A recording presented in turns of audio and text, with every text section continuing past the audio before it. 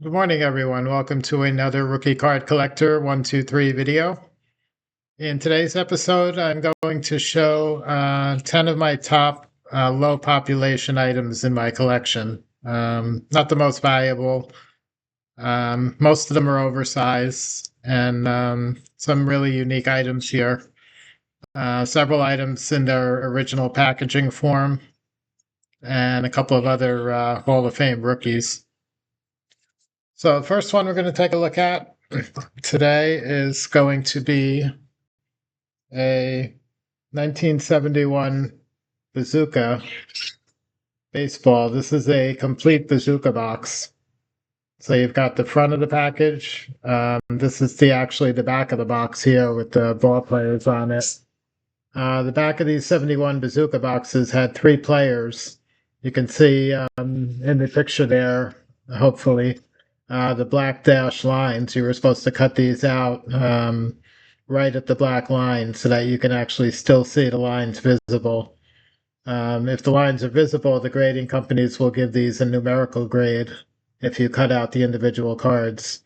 If not, they will only give them an authentic grade. The 71 bazookas are a little unique. There's actually 2 different versions of them. There's the bazooka cards, which actually came out in stores, such as this one. This was a bubblegum box. And then there was a test issue, which was put out. The difference between the two is at the very bottom here, between the black dotted line and the border where the player image is, the regular bazooka boxes that were actually distributed in the stores were blank on the bottom. The test issue has the card numbers in the bottom margin here in this very small area. So the test issues are extremely scarce, much harder to find than the actual issued cards. And those, of course, sell for a premium. It's also finding a complete panel of those is extremely difficult. There's very, very few out there. There's a difference between the complete panel. The complete panel would be considered what I'm outlining here. It's going to be just the part of the box that has the player cards. So it's not going to be the side flaps, which are here and there. It's not going to be the flap on top here, and it's not going to be the other side of the box, which is actually the front of the box, or this tab here. So a panel with the 3 players on it, those are very tough to find, and it's just going to be the 3-player cards alone. A lot of times it will have some of the white border surrounding the player cards, but that's it. Very rare to find a complete box the way it was issued, with all the tabs and the borders, everything still intact. So this is a super nice example. Again, here's the front of the box. It's got 2 kids there. The advertisement on the front has a little small baseball card of Johnny Bench there. I believe that's what the actual 71 Bazooka Johnny Bench looks like. They're also promoting a umpire ball strikes and outs counter on the very bottom there for 40 cents, it looks like. And it advertises the 3 baseball cards that come on the box here. So this one highlight here, obviously in the center of the box is Hank Aaron, at this point with the Atlanta Braves. A second Hall of Famer on this one is Brooks Robinson. And the 3rd player on this one is Larry Dierker. Dierker was an excellent pitcher for the Houston Astros during the late 60s and through the 70s. Not a Hall of Famer, but a very good pitcher. This one has been graded a 5 by PSA, which is a very high grade for a complete box. I'm not sure if this is the highest graded or not. There might be higher. But very low pop on these complete boxes, 71 Bazooka.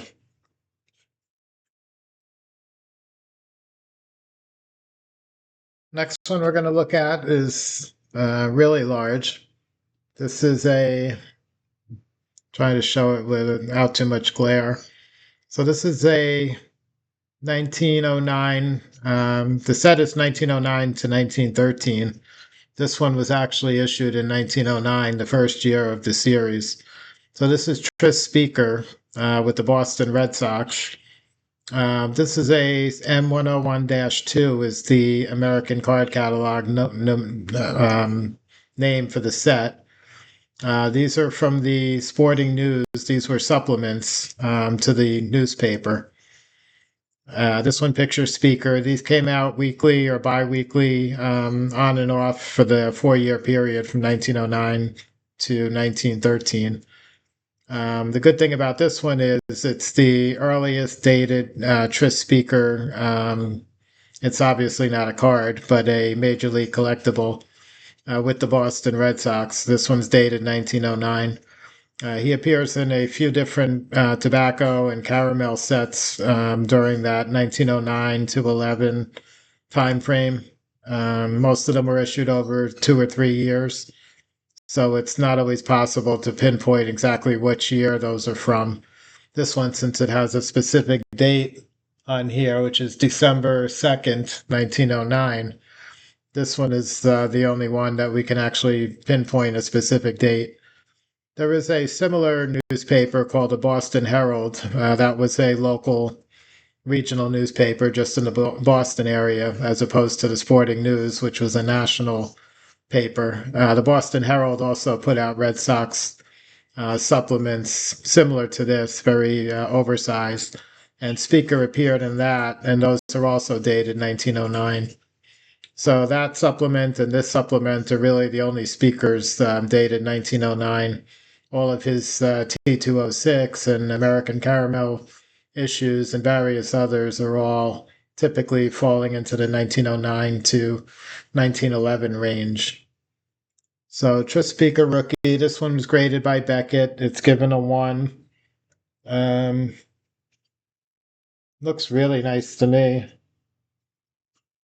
The back on these is most of the time is blank. Occasionally there's an ad on the back for a Sporting News product. This one is blank and it's clean.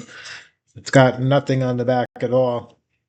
Not really sure what the justification was for the 1 grade. To me, it looks a lot better than that. But so 1909 M101-2 Sporting News supplement, Tris Speaker.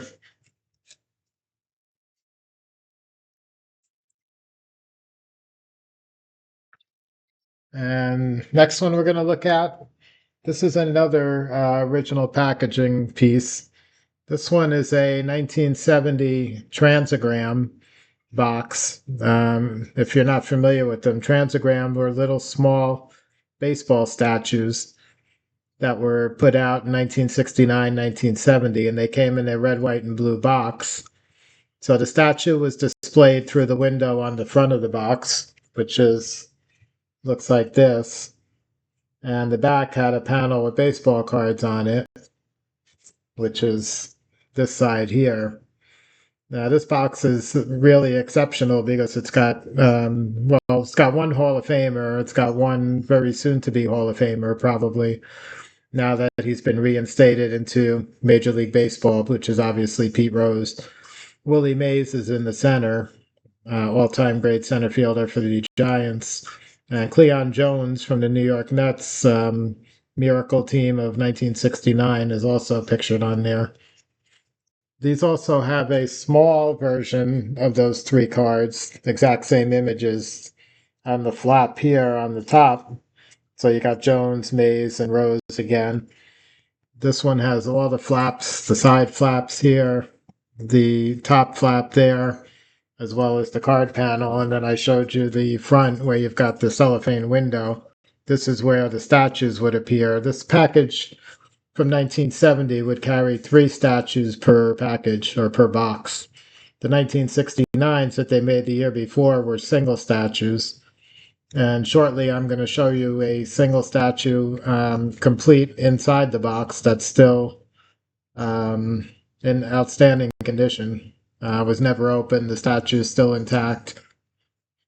So this is the National League version. They made a National League version with 3 players. They also made American League versions with 3 players. There was somewhere around 12 boxes or so total, and 3 players per box. So it was around 36 was the number of players issued. That might not be exactly correct, but it was a pretty small series. It was something like that. They also made a few boxes of only New York Met players because the Mets were the 1969 World Champions. And Nolan Ryan appears in those New York Mets boxes as well as Tom Seaver. As you can imagine, the Seaver and the Ryan, especially the Ryan, are 2 of the most valuable in this entire issue. Transagram.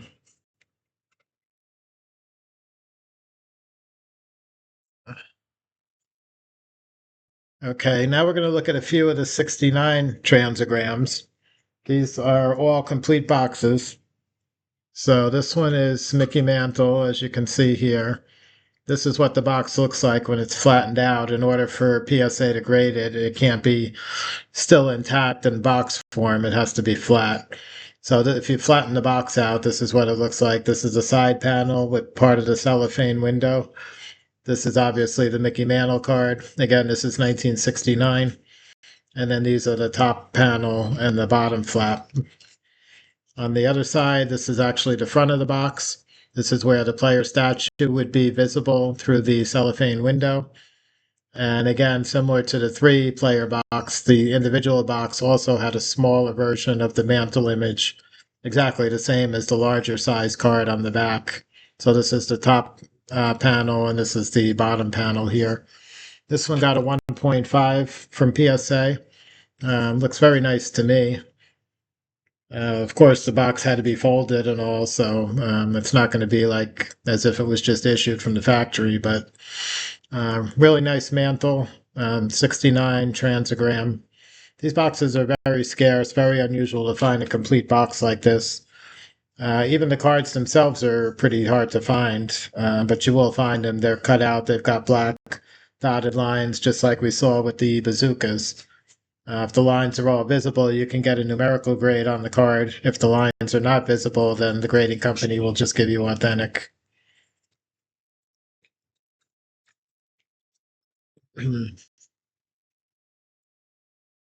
Okay, next one we're going to look at another 69 transagram box. Same idea, different player, Willie Mays. For the most part, my oddball oversized collection is almost exclusively Mantle, Mays, Aaron, and Clemente. So I think just about everything except for that Tris speaker. I think everything we're going to look at today is all those 4 guys.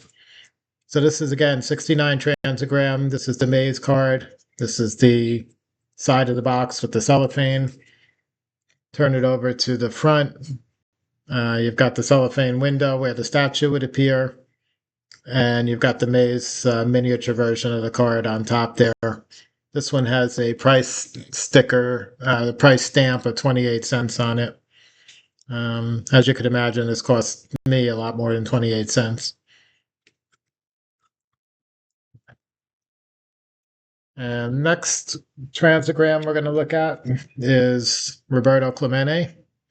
So I've actually got all 4 of the transagram boxes for all 4 of the players that I collect the heaviest. This one with Clemente, it's got the card there, the side panel of the box, the front here. This one looks really clean, probably the cleanest of all, and PSA gave this one a 1 as well. So don't really pay too much. I don't really pay too much attention to the numerical grades. Um, Beautiful small version of the Clemente card on top again, and always one of the most popular players out there. Next one I'm going to show is this is the one I mentioned before that I have one that's still intact with the box and the statue. This one is my Hank Aaron. So that's the Hank Aaron statue inside the box. The box is all 100% complete and sealed. That's the front of it. The side, if you look from the side, you can see the statue there. these statues can come loose very easily, so I'm handling it very carefully. That's the other side, and then the Aaron card, which is the highlight of the box, is right here. And I'm not going to turn the box sideways to show you the top, but the top has that miniature version of the Aaron card as well. I'll show it like that. You can sort of see it a little bit there. Every time you tilt these, it's possible the statue couldn't come loose inside there, and I don't want that to happen. Okay. Next thing we're going to take a look at, this is a pretty big one. This is a Mickey Mantle 1951. This is a Wheaties Premium. So these came in conjunction with the Wheaties cereal boxes, 1951. They were not inside the box. You had to mail away for it. And there was about 8 or 10 guys in the series that they made premiums for. And Mantle obviously is the most valuable. The 51 Wheaties would match his 51 Bowman rookie year card. So another option for a Mantle 51. This one was graded PSA 3. And again, looks super nice. Backs are blank on these. Not sure what got it graded as a 3, but like I said, I don't pay a whole lot of attention to the numerical grades.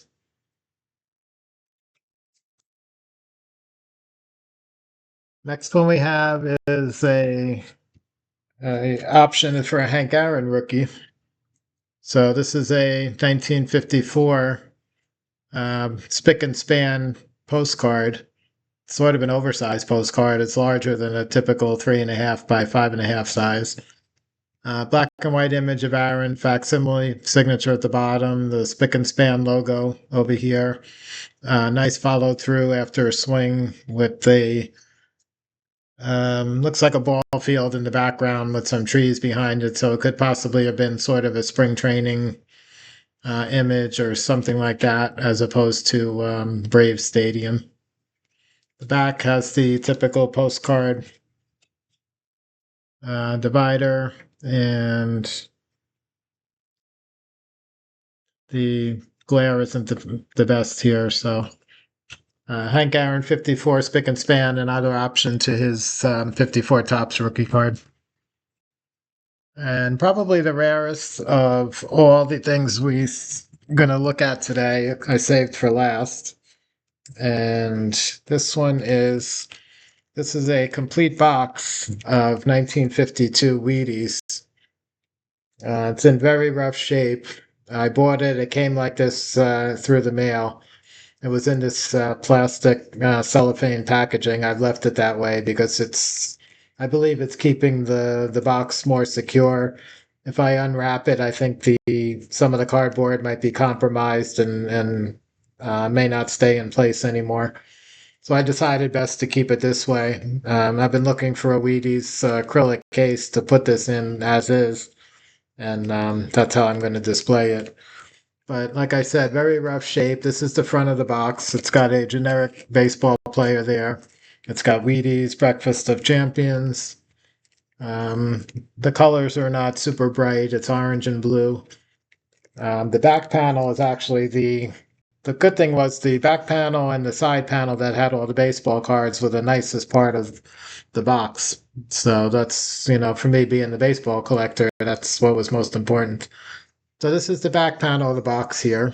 We've got the inset with Ted Williams advertising for Wheaties, Breakfast of Champions.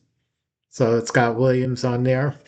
And then on the cards here, we've got Phil Rizzuto up here, Ralph Kiner, Johnny Lujack, football quarterback, George Mikan, all-time basketball great center, Minneapolis Lakers. We got Sam Snead, all-time great golfer. Diver, Jimmy Patterson. And the highlight of the baseball cards here, Stan Musial in the bottom corner. And then on the side, we've got 3 more player cards. On the top, we've got Bob Feller.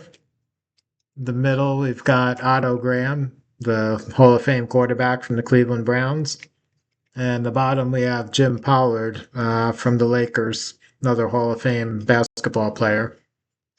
So altogether, you've got 7 on the back and 3 on the side. So we've got 10 Wheaties cards, all various sports. We got football, basketball, golf, diving. Um, the other side of the box has some nutritional information mainly here. I'll show that. That one's a little bit rough. And the bottom panel is missing some of the paper. It said Wheaties Breakfast of Champions on it. And unfortunately, the only thing not there with this box is the top flap is completely missing. I guess when they opened the cereal back in the day, they didn't do it very carefully. They just ripped the cover off. So missing that. But this one is labeled Series B on the back. I know there's a Series A, which has the Ted Williams card, which is the other really big card in the baseball series. And there's a few other Hall of Famers as well. So to find these, I've seen these panels before with the 6 or 7 players on it, that maybe even the complete panel with the Ted Williams advertising on top. This is the only complete box I've seen. I'm sure there's probably a couple of them out there, but I believe it's got to be extremely few. And with the condition issues, still, I'd rather have the item than not have it and just, be looking for something in nicer shape. So as soon as I saw this, it was to me, it was a very reasonable price. It was probably about the price of a normal panel only. So I jumped at it and picked it up right away. And very glad I have it. I just got to pick up that acrylic case now to store it in. So that's going to wrap up today's episode of 10 of my top oddball oversized items. A bunch of them were oversized. Hope you enjoyed it and hope you have a great day. And I'll catch you guys on the next one.